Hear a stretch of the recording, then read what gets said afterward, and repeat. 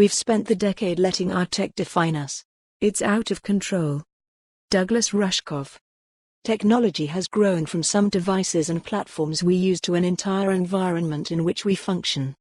We may come to remember this decade as the one when human beings finally realized we are up against something. We're just not quite sure what it is.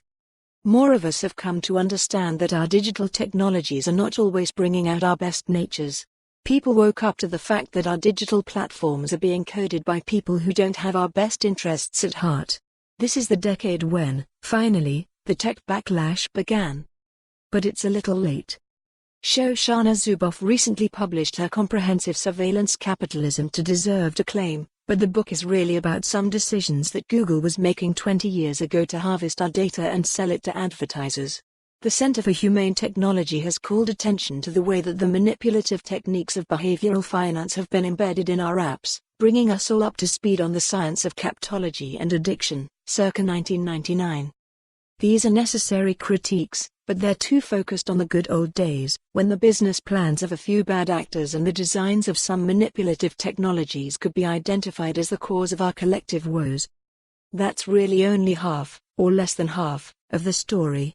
It's blaming the developers, the CEOs, the shareholders, or even individual apps, programs and platforms for our predicament, when most of these players have either long since left the building, or are themselves oblivious to their impact on our collective well-being. Just because the public is finally ready to hear about these tech industry shenanigans doesn't mean they are still relevant. We can't even blame capitalism anymore.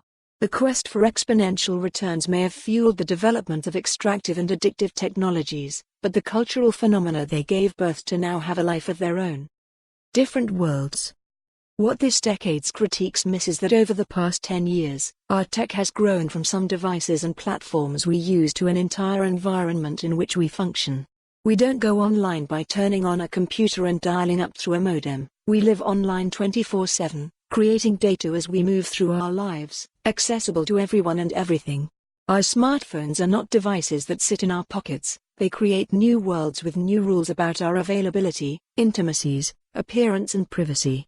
Apple, Twitter and Google are not just technology services we use, but staples in our retirement portfolios, on whose continued success our financial futures depend.